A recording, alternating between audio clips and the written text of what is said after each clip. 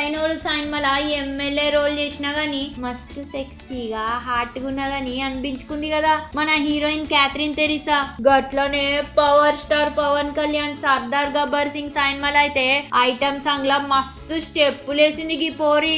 ఇక గింత talented artist మన సినిమాల బి ఉంటే మంచిగా ఉంటది కదా అని చెప్పి రామ్ చరణ్ ఏం చేసిండో ఎరికేనా, చిరంజీవి 150th సినిమాల క్యాథరిన్ తెరిసా చేత ఒక ఐటమ్ సాంగ్ చేయించాలని డిసైడ్ చేసిండు. కానీ గీ హీరోయిన్ వచ్చిన గోల్డెన్ అవకాశం పోగొట్టుకుంది బై. ఎట్లనో ఎరికేనా, గీ సినిమాల కాస్ట్యూమ్ డిజైనర్ ఏమో సుష్మిత, గదే చిరంజీవి పెద్ద కూతురు. గీ సుష్మిత కాస్ట్యూమ్స్ బాలేవు, గది బాలేదు, గిది బాలేదు అని లొల్లి లొల్లి చేసిందంట.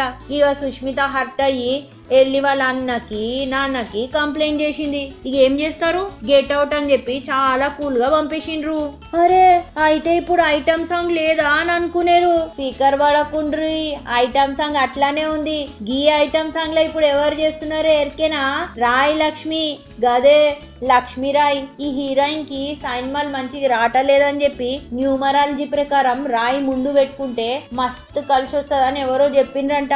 గందుకోసానికి రాయ్ లక్ష్మి అని చెప్పి పేరు మార్చుకుంది. అరే ఈమెకేమన్నా తక్కువ పేరుందా, మస్తు స్టెప్పులేస్తుంది. ఈ పోరి అయితే లారెన్స్ తబి ఏకదమ్ ఈక్వల్ గా డాన్స్ చేస్తుంది. మళ్ళీ ఈ ఐటమ్ సాంగ్ ఎప్పుడు వస్తుందని, ఈ సినిమా ఎప్పుడెప్పుడు రిలీజ్ అవుతుందని మీ అందరు ఎదురు చూస్తున్నారు కదా. అరే నేను బి మస్తు ఎదురు చూస్తున్నా బై.